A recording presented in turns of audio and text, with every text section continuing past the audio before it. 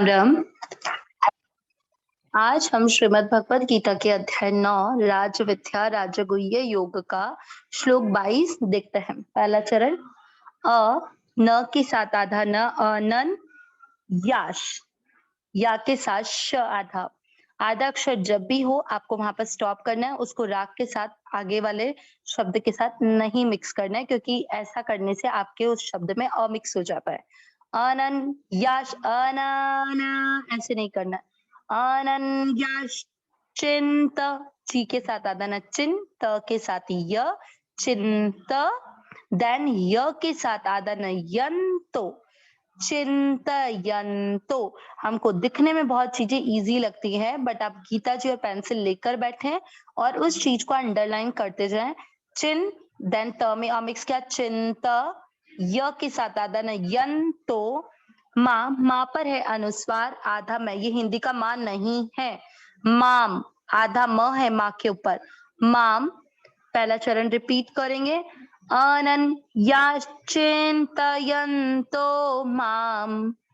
Second चरण ये ए नहीं ये जना ज में अमिक्स करेंगे जना आ की मात्रा न में तो विसर्ग को पढ़ेंगे हा जना हा प यू के ऊपर आधार है पर यू गलत है। पर यू गलत है क्योंकि आप र में अमिक्स कर रहे हो, ध्यान से सुनना। पर यू बहुत डिफरेंस है। र में अमिक्स नहीं करना, र आधा है। पर यू पा स में अमिक्स करेंगे पासते। ये शब्द काफी लोग काफी बार पढ़ चुके हैं और हमको लगता है कि सही बोल रहे हैं, बट ध्यान देना आप अपने शब्द को बोलकर। पर यू पासते बोलते हैं रॉन्ग है। पर यू पासते बोलते हैं पर यू, पर पे रुकना है क्योंकि र आधा है। पर यू पासते तो राइट है।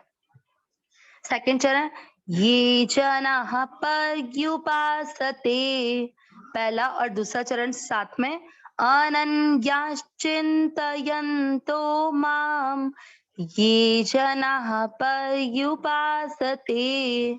तीसरा चरण तेषा शा तेसा नहीं है, तेषा शब्द पुराने के बाद शा पर अनुस्वार आधा म तेषाम नित नी के साथ आदत है नित या भी नित्या भी यू। अब यू के बाद में जो है इसको आपको पता ही है, ये आधा क और त पूरा है। आधा क यू के साथ पढ़ेंगे युक, आप गीता जी पे लिख भी सकते हो यू के साथ आधा का युक एंड देन त पूरा, त पर आ की मात्रा लगेगी। देखो इसके बाद में आ की मात्रा दिख रही है तो युक्ता एंड देन ना युक्ता ना। शब्द पूरा होने के बाद ना पर अनुस्वार आधा म युक्ता नाम। तीसरा चरण रिपीट तेषाम नित्याभियुक्तानाम। चौथा चरण योगक ग के साथ आधा क योगक क्षेमम। ये आधा का और क्षे क्षत्रिय वाला ही है। आधा क और शे अलग अलग इसलिए लिखा है कि आपको पता चले ग के साथ क करना योगक क्षेमम। शब्द पुराने के बाद म पर अनुस्वार है इसलिए आधा म योगक क्षेमम। व में अमिक्स करनी है वहा म्य म आधा य पूरा वहाम्य ह के साथ आधा म वहाम्यहम वहाम्यहम। चौथा चरण रिपीट योगक्षेमम वहाम्यहम। तीसरा और चौथा चरण साथ में तेषाम नित्याभियुक्तानाम योगक्षेमम वहाम्यहम। पूरे श्लोक का उच्चारण एक साथ। अनन्याश्चिन्तयन्तो माम ये जनाः पर्युपासते तेषां नित्याभियुक्तानां योगक्षेमं वहाम्यहम्। अगेन अनन्याश्चिन्तयन्तो माम ये जनाः पर्युपासते तेषां नित्याभियुक्तानां योगक्षेमं वहाम्यहम्। बहुत अच्छा श्लोक है। अनन्याश्चिंत यानी चिंतन किस तरह से, अनन्य चिंत, अनन्य यानी जिसको किसी अन्य का सहारा ना हो, जो केवल एक परमात्मा को ही सहारा, मतलब जिसके लिए कुछ और दूसरा हो ही नहीं। संसार की दिखती हुई वस्तु सब भगवान, परिस्थिति भगवान, जो मिल रहा है वो सब भगवान, जो जा रहा है वो भी भगवान, हर चीज भगवान, वो अनन्य।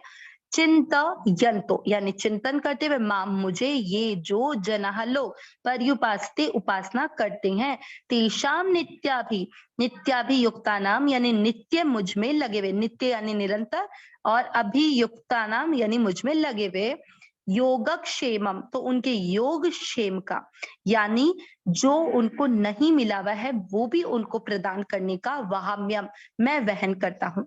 मतलब जो भी व्यक्ति भगवान की शरण में उनका अनन्य भाव से अनन्य भक्त बनकर उनका चिंतन करते हुए पर्युपास्ते उनकी उपासना करता है, तो उस नित्य निरंतर भगवान में लगे हुए का भगवान योग वहन करते हैं।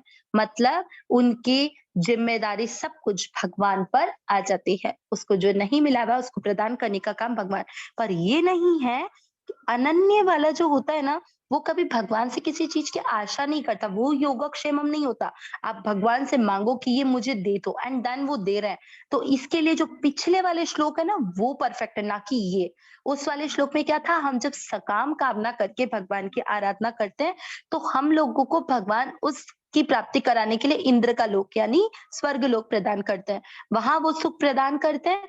जब हमारे वापस पुण्य कम हो जाते हैं जिसके कारण हमें वो सुख मिला था, तो वापस इस धरती पर आना पड़ता है।